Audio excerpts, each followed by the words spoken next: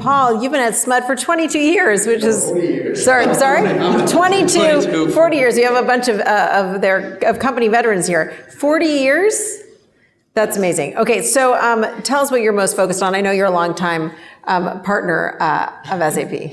Yeah, I think what SMUD is actually working on right now is that we have a very, very ambitious goal. I think we're one of the first utilities to declare that we want to get to absolute zero. That means removing all carbon from our power supply by 2030. So currently we're about 55%, about 52%, depending on the hydro year, of renewables. So we're one of the first utilities to get to 20% renewables, and then we adopted the 33% renewables, by 2020 before the state did. And now our board and the whole Sacramento area, our county board of supervisors, all has declared climate emergency for the Sacramento area. So they've actually challenged SMUD to kind of lead the way and really have this ambitious, what we call the clean energy vision, which is to really to get to zero carbon, but not only for the power sector, but also for the both building and transportation sector. Just to give you some context, right? If you're serious about getting to zero carbon, our plant emits about 2 million metric tons of carbon.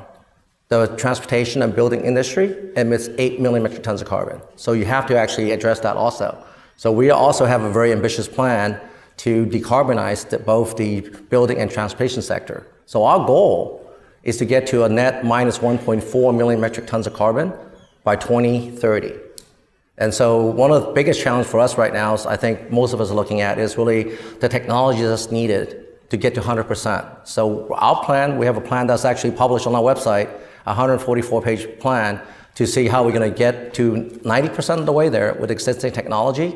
The last 10% is going to have to depend on the advancement on long-duration batteries, on hydrogen, on carbon capture and sequestration. But the biggest challenge that we have is really getting our customer to be part of the solution. Now, for this 2030 clean energy vision that we have two guardrails. The first guardrail is making sure that we maintain world-class reliability. I think we have a heat wave coming in California now. Everybody knows that you can't have the conversation with your customers unless the light stays on. And then the second piece is how do you actually keep it affordable? Sacramento, we have about almost 100,000 people on low incomes that are struggling just to pay the bills and keep food on the table. So one of the things that we want to make sure that we do going forward is that how do you actually get the community to engage in this clean energy transition and making sure that you don't leave anybody behind. So how do you actually look at inclusive workforce development, inclusive economic development, and getting really right now we're trying to get a movement in Sacramento, what we call join the charge, is we want to get 250,000 of our customers to really be part of the solutions so we can actually optimize the investment that they're putting on rooftop solar, on batteries, on energy efficiency programs, on low flexibility programs, electric vehicles. And so how can we actually optimize what they put in for the benefit of not just for the customer, but also for the grid and for Sacramento region as a whole. So we're looking to get alignment from the regulators to the county and businesses. So that's really probably our biggest thing right now.